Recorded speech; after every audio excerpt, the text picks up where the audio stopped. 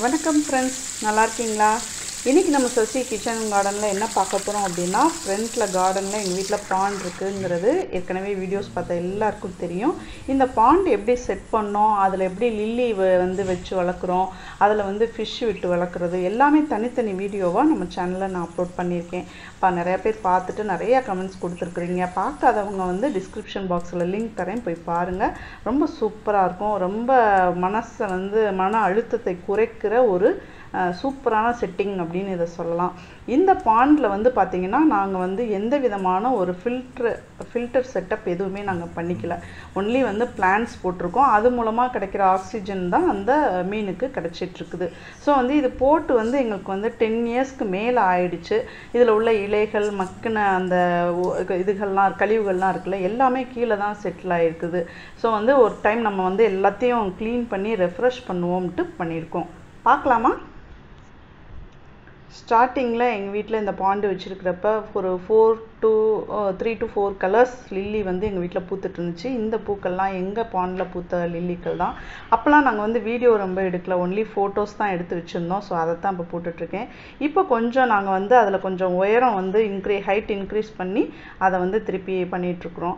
இப்போ வந்து கொஞ்சம் ரொம்ப நாளாயிட்டனால அந்த பாண்டில் வந்து நிறையா கீழே வந்து நிறையா இது சேர்ந்துருச்சு அப்படிங்கிற மாதிரி ஒரு ஃபீல் பண்ணி இன்னும் சில ப்ராப்ளம்லாம் வந்துச்சு. என்ன அப்படின்னா, தண்ணி வந்து நமக்கு வந்து 2 நாளைக்கு ஒருக்கா நம்ம வந்து ஹைட் குறைஞ்சிட்டே வந்துச்சு, ஏதோ லீக்கேஜ் இருக்கிற மாதிரி எங்களுக்கு ஒரு ஃபீல் ஆச்சு. ஸோ நம்ம என்ன பண்ணலாம் அப்படின்னு சொல்லிட்டு அதில் க்ளீன் பண்ணுறதுக்கு ஃபஸ்ட்டு அதில் உள்ள செடி, அந்த மீன், அந்த லில்லி பிளான்ட்டு எல்லாத்தையுமே நாங்கள் இந்த மாதிரி மாடியில் உள்ள ஒரு டேங்க்கு வந்து ஃப்ரீயாக சும்மா எம்டியாக இருந்துச்சு, அதில் தண்ணி ஃபில் பண்ணி அதுக்குள்ளே தூக்கி வச்சுருக்கோம். நீங்கள் பார்த்தீங்கன்னா தெரியும், உள்ள டப்போடு அப்படியே எடுத்து வச்சுருக்கிறது பாருங்கள். அந்த பிளாக் கலரில் டப்பு தெரியும், மண், அதில் உள்ள அப்படியே லில்லி பிளான்ட்டு தூக்கி வந்து வச்சுருக்கோம். அப்புறம் அந்த பாண்டில் இருந்த ஹைட்ரில்லா பிளான்ட்டு, அதுக்கப்புறம் வாட்டர் பிளான்ட்ஸ் என்னென்ன இருந்துச்சோ அதெல்லாம் கொண்டாந்து இதில் விட்டுருக்கோம். அப்புறம் இதில் வந்து இந்த தண்ணியை வந்து வெளியேற்றுறதுக்கு நம்ம மோட்ரு ஃபிக்ஸ் பண்ணி டக்குன்னு வெளியேற்றிடலாம். பட் வந்து நாங்கள் நிறைய ஃபிஷ் விட்டுருந்தனால ஸோ அதெல்லாம் ரொம்ப பத்திரமா காப்பாற்றி திருப்பி எடுக்கணும் அப்படிங்கிறக்காக நாங்கள் வந்து மேனுவலாகவே இதை பண்ணோம், இந்த க்ளீனிங் பண்ணுறது. ஸோ வந்து எல்லா ஃபிஷ்ஷையும் கொஞ்சம் கொஞ்சமாக பிடிச்சு கொண்டு வந்து இந்த தண்ணிக்குள்ளே விட்டுருக்கோம். பாருங்கள், நிறையா வெரைட்டிஸ் வந்து ஃபிஷ் இருந்துச்சு. அந்த ஃபிஷ் வீடியோவை நான் தனியாக வந்து ஒரு வீடியோ அப்லோட் பண்ணியிருக்கேன். இப்போ நம்ம அந்த இது பார்க்குறீங்கல்ல, இது வந்து லில்லி பிளான்ட் இருக்கு இல்லையா, அது மண்ணுக்குள்ளே வச்சுருக்கப்ப இந்த மாதிரி தண்டு மாதிரி ஒரு ஸ்ட்ரக்சர் வந்து வளரும். இதிலிருந்து குட்டி குட்டியாக புது லில்லி பிளான்ட்ஸ் வளரும். இதை நம்ம எடுத்து தனியாகவும் மண்ணில் பதிச்சு புது பிளான்ட் நம்ம வளர்த்துக்கலாம். இதை ரைசோம்னு சொல்லுவோம். இது வந்து நிறைய பிளான்ட்ஸ் இதில் குட்டி குட்டியாக வளரும். பார்த்தீங்கன்னாலே தெரியும். இங்கே பாருங்கள், புது லீஃப் விட்டுருக்கு பார்த்துருக்கீங்களா? இதெல்லாம் எடுத்து குட்டி குட்டியாக கட் பண்ணி அந்த தண்டை கூட நம்ம வந்து ஒரு மண்ணுக்குள்ளே புதைச்சி தண்ணியில் டப்பில் வச்சோம் அப்படின்னா புதுசாக ஒரு லில்லி பிளான்ட் வளர்ந்துரும். இப்போ நீங்கள் பார்க்குறது வந்து அந்த தண்ணி, நாங்கள் பழைய பாண்டில் வந்து அந்த தண்ணியை வந்து எடுக்கிறதுக்கு முன்னாடி அதில் உள்ள மீனெல்லாம் வந்து இந்த மாதிரி வலை வச்சு அதிலேருந்து பிரித்து எடுத்துட்டு அந்த தண்ணியை வந்து வெளியில் போட்டுறாங்க. பாருங்கள், நிறைய வெரைட்டிஸ் மீன்கள். எங்களால் மேக்ஸிமம் நாங்கள் ஒரு 90% வந்து நாங்கள் அந்த மீனெல்லாம் காப்பாற்றிட்டோம். இந்த தண்ணி வந்து ரொம்ப ஒரு சத்துமிக்க தண்ணின்னே சொல்லலாம். அதை வந்து நாங்கள் வேஸ்ட் பண்ணல. அங்கே நம்ம முன்னாடி கார்டனில் புல் போட்டிருக்கோம் இல்லையா, நம்ம ஸ்டோன் பதிச்சு, அதுக்கே நாங்கள் விட்டுட்டோம். நிறையா செடிகளுக்கும் விட்டோம். ஸோ வந்து இந்த மீனை காப்பாற்றுறதுக்காகத்தான் இவ்வளோ ரிஸ்க்கு மேனுவலாக இவ்வளோ பண்ணிகிட்ருக்குறோம். நீங்கள் பார்த்தீங்கன்னா தெரியும், எவ்வளோ மீன் குட்டி குட்டியாக எவ்வளோ மீன்கள் வெரைட்டிஸ் நிறையா விட்டுருந்தோம். அந்த மீன் ஃபிஷ் பாண்ட் இன் அவர் கார்டன் அப்படிங்கிற ஒரு வீடியோ நான் போட்டிருக்கேன். அது போய் பார்த்தீங்கன்னா தெரியும், எவ்வளோ வெரைட்டிஸ் வந்து நாங்கள் வாங்கி விட்டுருக்கோம். அதுலேருந்து எவ்வளோ வந்து நிறையா வந்து குடும்பமாக அவங்கெல்லாம் எவ்வளோ டெவலப் ஆகிருக்காங்கன்ட்டு. இப்போ இந்த ஒரு மீனை பாருங்கள், பார்த்தீங்கன்னா தெரியும். இப்போ க்ளீன் பண்ணிகிட்டு இருக்கும்போதே பார்த்தீங்கன்னா திடீர்னு ஒரு மீன் இவ்வளோ பெருசு வந்துச்சு. பார்க்கும்போதே எங்களுக்கெல்லாம் ஷாக் ஆகிடுச்சு. என்னடா அது, இந்த அளவு பெரிய மீன் ஒன்று உள்ளே இருந்திருக்கு, இவ்வளோ நாள் நமக்கு தெரியவே இல்லை அப்படின்னு சொல்லிட்டு நாங்கள் ரொம்ப அப்படி சர்ப்ரைஸாக அப்படி பார்த்துட்டு இருந்தோம். அது ஒரு மாதிரி வித்தியாசமாக விலாங்கு மாதிரி இருக்குது. இல்லை, சுறா மீன் சைஸில் இருக்குது. ஆமாடி. இந்த க்ளீன் பண்ணுற அக்கா 2 பேரும் அது விலாங்கு மீன் இல்லை சுறா மீன் அப்படின்னு சொல்லிட்டு ரொம்ப காமெடி பண்ணிகிட்டு இருந்தாங்க. நீங்கள் நிறையா பேர் அதை பார்த்துருப்பீங்க, சக்கர் ஃபிஷ் அப்படின்னு சொல்லுவோம். அது வந்து இந்த உறிஞ்சு மீன் அப்படின்ட்டு சுவத்துகளில் அந்த ஒட்டிட்டு அந்த பாசி இந்த அழுக்குகள்லாம் சாப்பிட்டு வளரக்கூடிய ஒரு மீன். இது நாங்கள் ஸ்டார்டிங்கில் வந்து அந்த பாண்டு ஃபஸ்ட்டு இது பண்ணப்போ விட்ட மீன்கள்.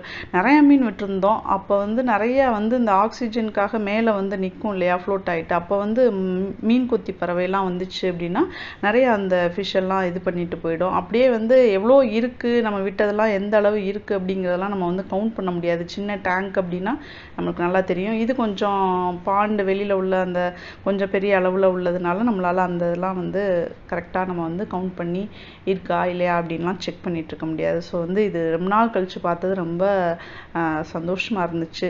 அதுக்கப்புறம் உள்ள குட்டி மீன்கள்லாம் பிடிக்கிறதுக்கு அந்த குட்டி வலையெல்லாம் சரி வரல. அப்புறம் கிராமத்தில் பிடிக்கிற மாதிரி ஒரு பெரிய வலையாக இருந்தால் கொடுங்கக்கா அப்படின்னு சொன்னாங்க. அப்புறம் வீட்டில் இருந்த பழைய கொசு வலை அந்த இதை எடுத்து கொடுத்தோம்.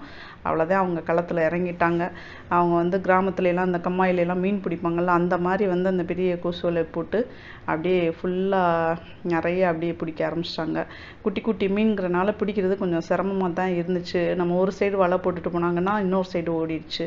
அந்த மாதிரி மாற்றி மாற்றி இங்கிட்ட அங்கிட்டுமா அந்த பாருங்கள், ஒரே குரூப்பாக தான் அவங்களாம் வந்து நீந்திட்டு இருப்பாங்க. இப்படியே ஓடி ஓடி அந்த ரொம்ப விளையாட்டு காட்டிகிட்டு இருந்தாங்க. அன்றைக்கி ஃபுல் டே எங்களுக்கு இதுலேயே வந்து பொழுது நல்லா போயிடுச்சு. ஃபுல்லாக அந்த க்ளீன் பண்ணுறதே நாங்கள் வந்து வேடிக்கை பார்த்துட்டு ஃபுல்லாக இது பண்ணிகிட்டு இருந்தோம். நிறையா பேர் அந்த ஃபிஷ் பாண்ட் வீடியோ பார்க்கும்போது கேட்டிங்க, வந்து தவளையெல்லாம் நிறையா வருமா, அதெல்லாம் எப்படி நீங்கள் கண்ட்ரோல் பண்ணுறீங்க அப்படின்னு கேட்டிங்க. கண்டிப்பாக நிறையா வருது, அதெல்லாம் நாங்கள் கண்ட்ரோல் பண்ணுறது இல்லை. ஏன்னா அது வந்து நம்மளுக்கு எந்த அளவு பெரிய லெவலெலாம் டிஸ்டர்பன்ஸாக எதுவுமே இது பண்ணதில்லை. அது பாட்டுக்கு வந்துட்டு கொஞ்சம் சவுண்டு மட்டும் தான் அந்த சமயத்தில் கொஞ்சம் இருக்கும். இருந்துட்டு போட்டோம், நம்மளுக்கு வந்து அந்த உயிரினமும் நம்ம வீட்டில் வாழ்ந்துட்டு போட்டோம், நாங்கள் வந்து அதை ஒரு பெரிய விஷயமா எடுத்துக்கல. ஸோ அது நம்மளுக்கும் எந்த இடைஞ்சலும் தரல, அந்த ஃபிஷ்ஷுக்கும் எந்த பாதிப்பும் இல்லை. அதனால நாங்கள் அதை வந்து இப்போ கண்ட்ரோல் பண்ணணும் அப்படின்னு நினைக்கல. ஸோ வந்து தவளை வரும், அப்பப்போ வந்துட்டு போயிடுவாங்க. இப்போ நீங்கள் நிறையா இன்னொன்று டவுட் கேட்டிருந்தாங்க, உள்ளே வந்து சிமெண்ட் போட்டிருக்கீங்களா, கீழே வந்து மண் தரையாக இருக்கா, இல்லை சிமெண்ட் போட்டு பூசியிருக்கீங்களா அப்படின்ட்டுலாம். இப்போ நீங்கள் பார்த்தீங்கன்னா தெரியும், சைடெல்லாம் சிமெண்ட் போட்டு தான் பூசியிருக்கோம். அந்த கீழே ஒரு ஸ்டெப் இருக்கிற வரையும் தான் பழைய பாண்ட் இருந்துச்சு. மேலே உள்ள அந்த சோறு வந்து இப்போ இன்க்ரீஸ் பண்ணியிருக்குது.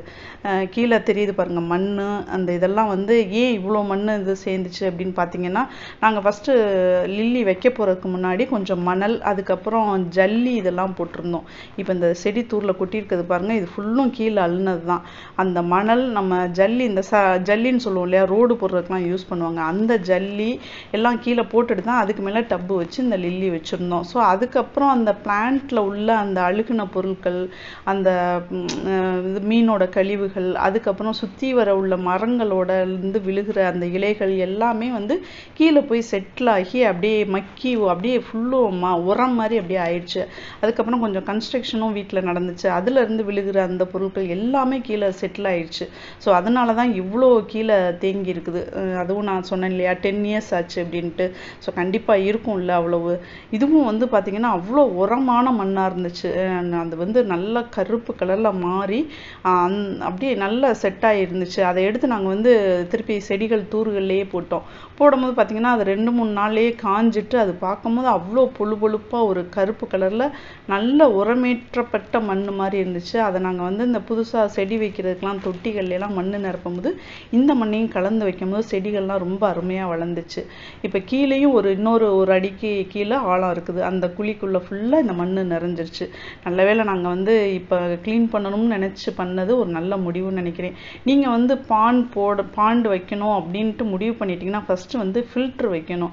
அது வந்து கொஞ்சம் காஸ்ட் கூட வருங்க. இது பெரிய அளவிலான பாண்ட் அப்படிங்கிறனால இதில் ஃபில்ட்ரு போடணும்னா 25,000 ரூபாய் கிட்ட வரும். நாங்கள் அந்த காஸ்ட்டை யோசிச்சுட்டு தான் நாங்கள் வந்து அதை பண்ணலை. ஆனால் வந்து நம்மளுக்கு ஆக்சிஜன் வந்து இந்த ஹைட்ரிலா பிளான்ட்டு இதுகளே வந்து நல்லா கொடுத்துட்டு இருந்தனால எங்களுக்கு அது தேவையும் படலை, எந்த ஒரு ப்ராப்ளமும் வரல. இப்போ நாங்களாக தான் வந்து கீழே இந்த அளவு எதுவும் செட் ஆகிருக்குமோ, நம்ம க்ளீன் பண்ணுவோம் ஒரு டைமு அப்படின்னு சொல்லிட்டு நாங்கள் பண்ணுறோம். மற்றபடி வந்து நீங்கள் ஃபில்டர் போட்டிங்கன்னா இந்த அளவுலாம் ப்ராப்ளம் இருக்காது. பட் என்ன தான் ஃபில்ட்ரு போட்டோம்னாலும் குறிப்பிட்ட இயருக்கு அப்புறம் நம்ம ஒரு தடவை க்ளீன் பண்ணோம்னா ரொம்ப நல்லது, நல்லாயிருக்கும். நாங்கள் வந்து ஃபில்ட்ருலாம் போடாதனால இந்த அளவு செட் ஆயிடுச்சு. ஃபில்ட்ரு வந்து காஸ்ட் வந்து கொஞ்சம் கூட இருக்கும். மற்றபடி நல்ல குவாலிட்டியான ஃபில்ட்ரு போட்டு நீங்கள் யூஸ் பண்ணிக்கலாம். நாங்கள் வந்து ஹைட்ரில்லா பிளான்ட் வந்து நல்ல ஆக்சிஜன் கொடுக்கக்கூடிய ஒரு பெஸ்ட்டு பிளான்ட்டு. நீங்கள் நிறையா பேர் அந்த குளங்கள்லாம் பார்த்துருப்பீங்க. அதை தான் கொண்டாந்து நாங்கள் போட்டோம். அதுவே இந்த மீனுக்கு ரொம்ப ஒரு நல்ல ஆக்சிஜன் கொடுத்துட்டே இருந்தனால எங்களுக்கு அந்த ப்ராப்ளம் இல்லை. அதே மாதிரி வந்து நம்ம இது லில்லி போட்டனால ஃபுல்லும் அந்த லீஃப் வந்து அந்த தண்ணியை மூடிடும். ஸோ சன்லைட் உள்ளே போகாத அளவுக்கு அது பார்த்துக்கிட்டனால அந்த பாசிகள்லாம் வளர்றதுலாம் ரொம்ப கம்மியாக இருந்துச்சு. ஃபிஷ்ஷெல்லாம் பார்த்திங்கன்னா வெரைட்டிஸ், அவ்வளோ வெரைட்டிஸ் எங்கள் வீட்டில் இருந்திருக்கு. அதெல்லாம் வந்து 90% நாங்கள் ஃபுல்லும் காப்பாற்றிட்டோம். இந்த மண்ணெல்லாம் அள்ளி எல்லாமே செடித்தூரில் தாங்க போட்டோம். எதுவுமே வேஸ்ட் பண்ணல. ஸ்மெல்லெல்லாம் எதுவுமே வரல. ஃபுல்லும் உரமான மண்ணாக இருந்துச்சு.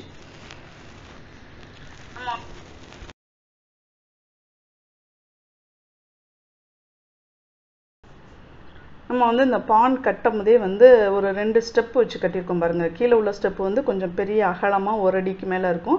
அதுக்கு மேலே ஒரு குட்டி ஸ்டெப் இருக்குது பாருங்கள். அந்த குட்டி ஸ்டெப் வரையும் தான் பழைய பாண்ட் இருந்துச்சு. நாங்கள் இப்போ ஹைட் இன்க்ரீஸ் பண்ணோம்னு சொன்னேன்ல, அது வந்து அந்த மேலே உள்ள அந்த சுவர். அதுக்கு ஃபஸ்ட்டு வந்து கீழே அந்த பெரிய அந்த ஒரு ஸ்டெப் இருக்குது பாருங்கள். அதில் தான் எதுக்காக ஸ்டெப் வச்சு கட்டணும் அப்படின்னா 2 பாயிண்ட். ஃபஸ்ட்டு வந்து நம்ம வந்து செடி வைக்கணும் அப்படின்னா இந்த ஸ்டெப் மேலே அங்கங்கே அப்படியே டப்பில் தூக்கி இறக்கி வச்சிடலாம். ஏன்னா வந்து ரொம்ப ஆழத்துலேயும் சில செடியை வைக்க முடியாது. சில கொஞ்சம் ஹைட்டில் தான் அதை வைக்க முடியும். இன்னொன்று வந்து பார்த்திங்கன்னா நம்ம வந்து இறங்கணும் அப்படின்னம்னா அப்பவும் வந்து நமக்கு வந்து ஸ்டெப் இருந்துச்சுன்னா அதை வந்து கால் வச்சு இறங்குறதுக்கும் கொஞ்சம் ஈஸியாக இருக்கும். அதனால தான் நம்ம வந்து ஸ்டெப் வச்சு கட்டுறது. இப்போ பார்த்திங்கன்னா தெரியும் எந்த அளவு வந்து கீழே இன்னொரு குழி இருக்குது பாருங்க. ஸோ வந்து இது ஒரு 3 அடி to 4 அடிக்குள்ளே ஃபஸ்ட்டு கட்டியிருந்தோம். இப்போ 1 அடி, அவ்வளோதான். 4.5 அடி, அவ்வளோதான். இந்த கிடச்சிருச்சு அந்த மீன். அந்த அக்கா கடைசியாக தண்ணி குறைஞ்சி வரும்போது தேடி அதை பிடிச்சிட்டாங்க. அது பாருங்க, பார்த்தா தெரியுதா?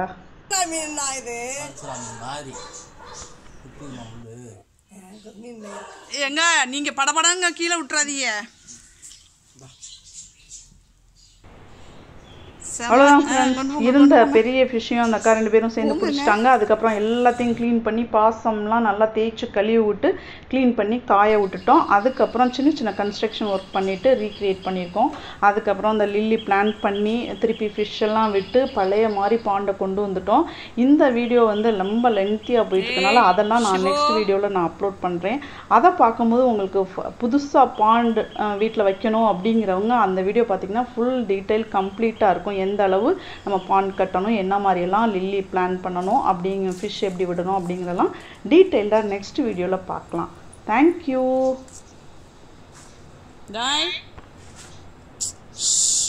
அது உள்ளே போகக்கூடாது, ஒடிக்கிறது. இங்கே வாங்க சிபு, இங்கே வா.